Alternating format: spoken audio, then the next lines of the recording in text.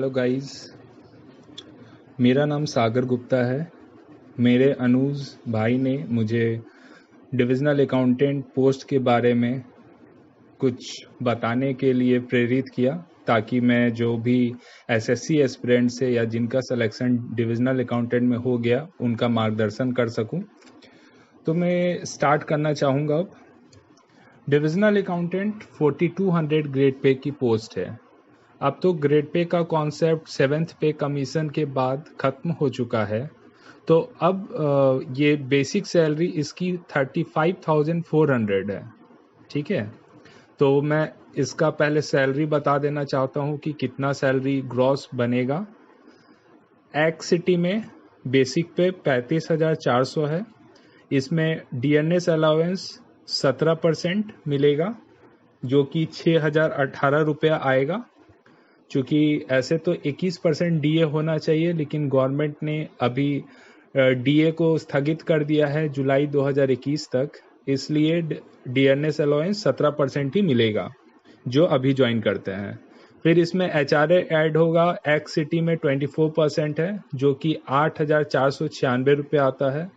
फिर इसमें travelling allowance add होगा जो कि आता है 3,600। तो ग्रॉस मिला कि एक्स सिटी में आपको डिविजनल अकाउंटेंट के पोस्ट में 54,126 रुपया मिलेगा। अब मैं डिपार्टमेंट के बारे में बताना चाहता हूँ। डिविजनल अकाउंटेंट सीएजी के अंतर्गत आता है, controller and auditor general of India. Divisional accountant की पोस्टिंग कहाँ होती है? बहुत लोगों को लगता है कि डिविजनल अकाउंटेंट की पोस्टिंग एजी ऑफिस में होती है, लेकिन डिविजनल अकाउंटेंट की पोस्टिंग एजी ऑफिस में तो होती है, लेकिन उसके बाद आपको एजी ऑफिस पोस्टिंग देता है पीडब्ल्यूडी डिविजन्स में। पीडब्ल्यूडी के बहुत सारे ब्रांच है जहां आपकी पोस्टिंग हो सकती है, जैसे इरिगेशन डिवीज़न है, रोड डिवीज़न है, बिल्डिंग डिवीज़न है, रूरल वर्क्स डिवीज़न है, पीएचईडी है, डीडब्ल्यूएस जिसको आप कहते हैं ड्रिंकिंग वाटर एंड सैनिटेशन। ये सब सारे डिपार्टमेंट है पीडब्ल्यूडी के जहां divisional accountant as an accounts officer posted होते हैं। अब आते हैं इसका हेड कौन होता है, मतलब डिविजनल अकाउंटेंट जिस पीडब्ल्यूडी ऑफिस में पोस्टेड होता है उसका हेड कौन होता है।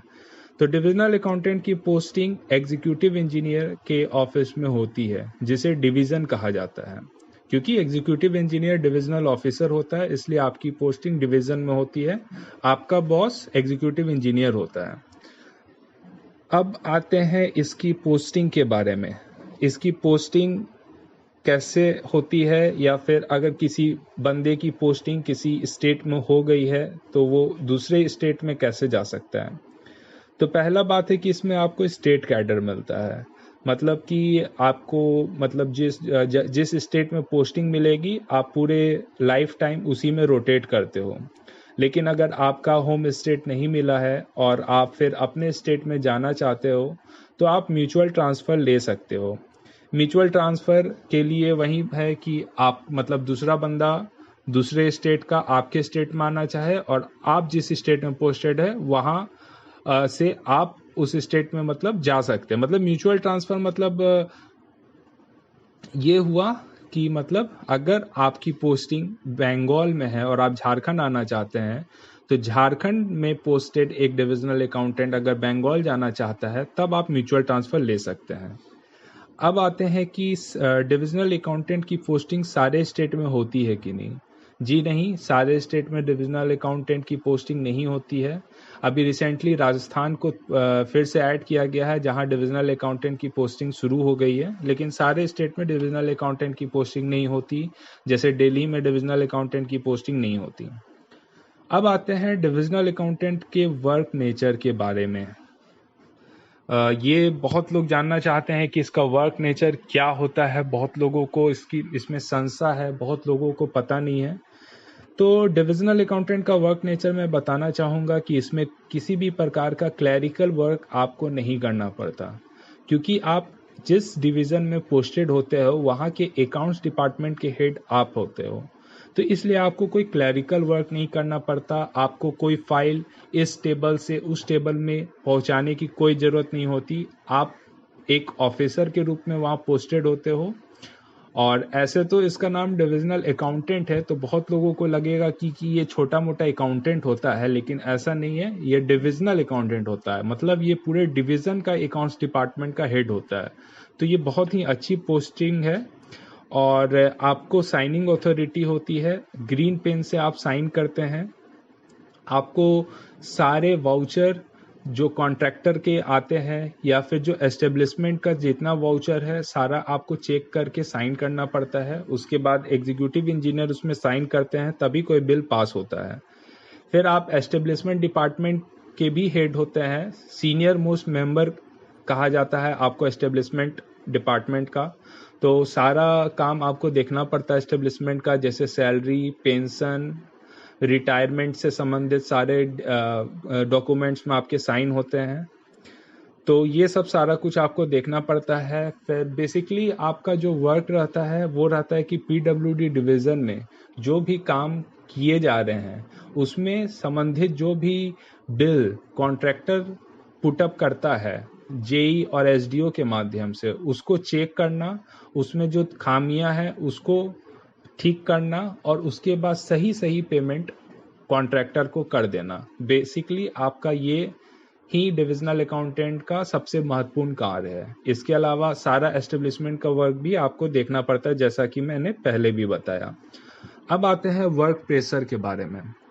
तो वर्क प्रेशर के बारे में कहा जाए तो वर्क प्रेशर काफ़ी कम होता है, बहुत ही कम वर्क प्रेशर रहता है। आपको कुछ काम नहीं करना पड़ता, आपको सब कुछ लेकिन चेक जरूर करना पड़ता है बहुत ध्यान से, क्योंकि आप चूंकि साइनिंग अथॉरिटी है तो आपके एक गलत साइन से लाखों के पैसा का हेर फेर हो सकता है। इसलिए आपको काफ़ी सतर्कता के साथ अपने काम को अंजाम देना पड़ता है।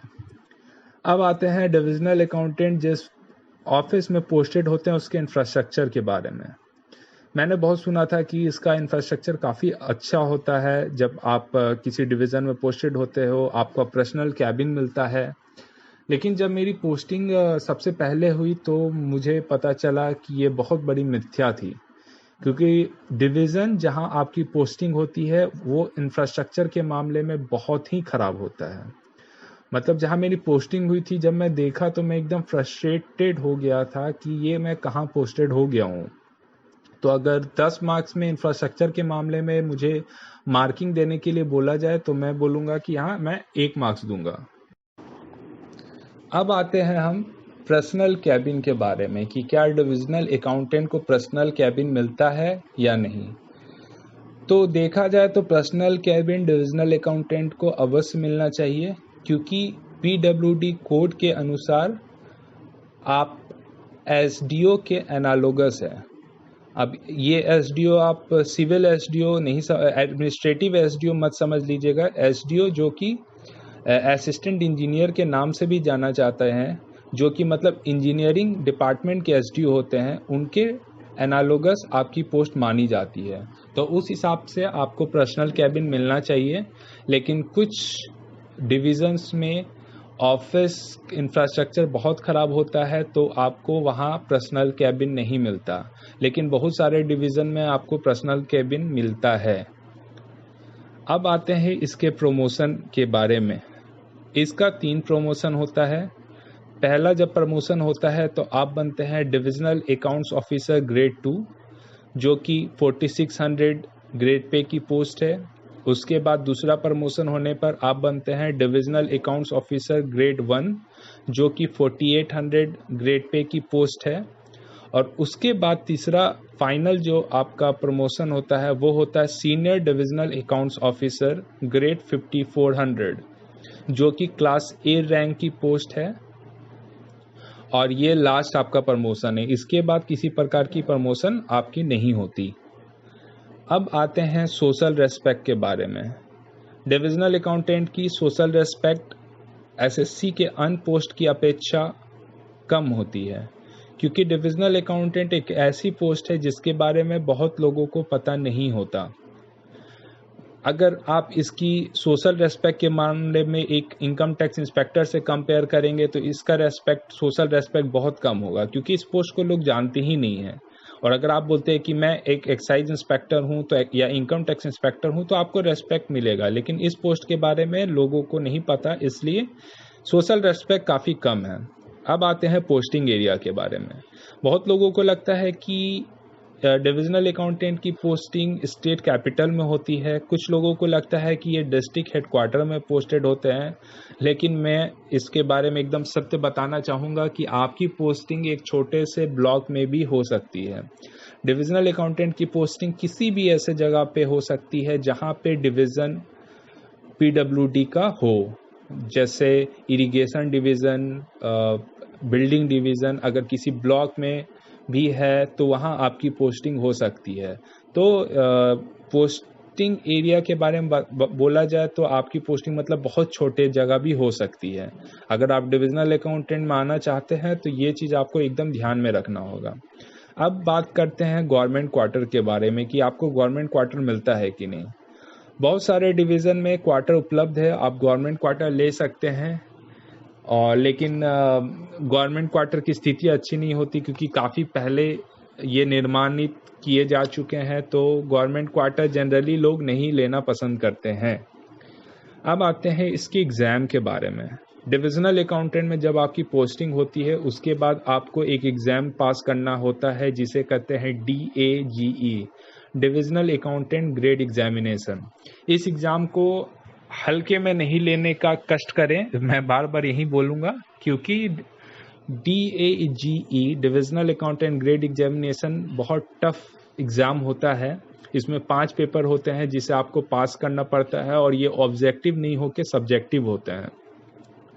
तो आपको काफ़ी ध्यान से इसके लिए पढ़ना पड़ता है क्योंकि बहुत कम लोग इसमें पास करते हैं। 2013 SSC से पहले जब DAG का जो आपका रैंक बना, मतलब मेरिट जो बना, डिविजनल अकाउंटेंट ग्रेड एग्जामिनेशन में जो मार्क्स अधिक लाया उनकी सीनियोरिटी ऊपर होती थी। मतलब समान शब्दों में कहा जाए तो मतलब इसमें जो भी व्यक्ति पास किया उसके मार्क्स के हिसाब से उसकी सीनियोरिटी डिसाइड होती थी। तो डिविजनल अकाउंटेंट ग्रेड एग्जामिनेशन पहले काफ़ी मायने रखता था क्योंकि इससे सीनियोरिटी डिसाइड होती थी, लेकिन अब नए सर्कुलर के अनुसार आपकी सीनियोरिटी SSC रैंक के अकॉर्डिंग डिसाइड होगी, ना कि डिविजनल अकाउंटेंट ग्रेड एग्जामिनेशन के रैंक के अकॉर्डिंग। तो भी मैं कहना चाहूँगा इस एग्ज़ाम को हल्के में ना लें, इसमें आपको काफ़ी मेहनत करना पड़ता है और तभी आप ये एग्ज़ाम फर्स्ट अटेम्प्ट में क्लियर कर पाएंगे। ऐसे इस एग्ज़ाम को क्लियर करने के लिए आपको 3 अटेम्प्ट मिलता है। अगर 3 अटेम्प्ट में आप ये एग्ज़ाम पास नहीं करते हैं तो आपको डिमोट किया जा सकता है या फिर आपको नौकरी से निकाला भी जा सकता है। लेकिन AG अगर चाहे तो आपको 3 और अटेम्प्ट दे सकता है, मतलब टोटल 6 अटेम्प्ट आपको मिलता है इस एग्ज़ाम को क्लियर करने के लिए। और जनरली सारे लोग इस एग्ज़ाम को 2 अटेम्प्ट 3 अटेम्प्ट में पास कर ही जाते हैं, लेकिन इसके लिए आपको पढ़ना होगा, ये चीज़ ध्यान में रखें। अब बात करते हैं कि अगर डिविजनल अकाउंटेंट से आप किसी डबल AO बनना चाहे तो क्या ऐसी सुविधा उपलब्ध है? तो जी हाँ, आप असिस्टेंट अकाउंट्स ऑफिसर बन सकते हैं AG ऑफिस में डिविजनल अकाउंटेंट के थ्रू। उसके लिए जो रूल है वो है कि आपको मिनिमम 2 इयर्स ऑफ सर्विस आपकी होनी चाहिए और 2 साल के बाद आप SAS मतलब सबऑर्डिनेट सर्विस एग्जाम देकर आप डबल AG ऑफिस में बन सकते हैं। मतलब कि अगर आपको डिविजनल अकाउंटेंट का कैडर पसंद नहीं आया तो आप AG ऑफिस में एज एंड डबल एब्जॉर्ब हो सकते हैं। अब इसके प्रॉज और कॉन्स की बात कर लिया जाए शॉर्ट में, तो इसका प्रॉज है कि इसमें वर्क प्रेशर काफ़ी कम होता है। इसके बाद आपको ऑफिस में रेस्पेक्ट काफ़ी अच्छा मिलता है और एक बैलेंस्ड लाइफ आप जीते हैं क्योंकि आपके पास इतना समय होता है इस पोस्ट में कि आप अन्य काम भी कर सकते हैं। बहुत वर्क प्रेशर नहीं होने के कारण आप अपनी रुचि के काम भी कर सकते हैं। अब आते हैं इसके कॉन्स के बारे में बात करते हैं। कॉन्स की बात किया जाए तो इंफ्रास्ट्रक्चर के मामले में वर्स्ट है, सोशल रेस्पेक्ट बहुत कम मिलता है, आप 1 मैन आर्मी होते हैं इसका मतलब मैं बतलाना चाहूँगा कि जब मेरी पोस्टिंग हुई थी सबसे पहले, तो मेरे सीनियर्स ने मुझे बोला था कि 32 दांतों में एक जीव जैसे होता है, उसी तरह डिविजनल अकाउंटेंट की पोस्ट है। इस पोस्ट में आपको बहुत कुछ भी झेलना पड़ता है, कॉन्ट्रैक्टर का प्रेशर, एग्जीक्यूटिव इंजीनियर का प्रेशर, और इसमें आपको बहुत कुछ ऐसा भी होता है कि आपसे गलत करवाने के लिए आपको फोर्स, एक्सटर्नल फोर्स दिया आता है।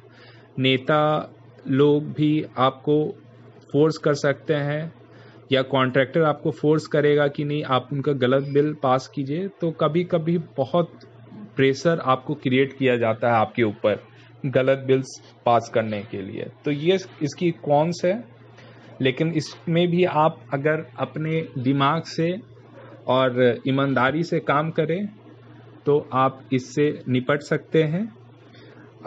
इसकी एक और कॉन्स ये है कि आपका वर्क नेचर हमेशा सेम रहता है। मतलब अगर आपकी प्रमोशन भी हो जाती है तो वर्क नेचर यही रहता है, आप इसमें कोई परिवर्तन नहीं होता है। अब इसके मिथ्याओं के बारे में मैं वर्णन करना चाहूँगा, क्योंकि बहुत सारी मिथ्याएं भी है इसको लेकर।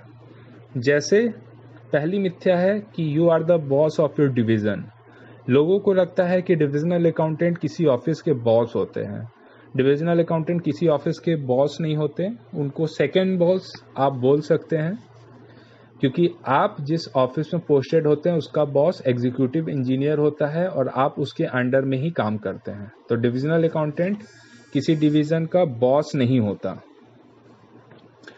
अब दूसरी मिथ्या है कि डिविजनल अकाउंटेंट को किसी प्रकार का काम नहीं करना पड़ता। ये एकदम गलत बात है। डिविजनल अकाउंटेंट के ऊपर काफ़ी रेस्पॉन्सिबिलिटी होती है, काफ़ी वर्क रहता है, उन्हें करना पड़ता है। अगर वो एक भी बिल गलत साइन करे तो लाखों करोड़ों का पैसा गलत तरीके से सरकारी खाते से निकल सकता है।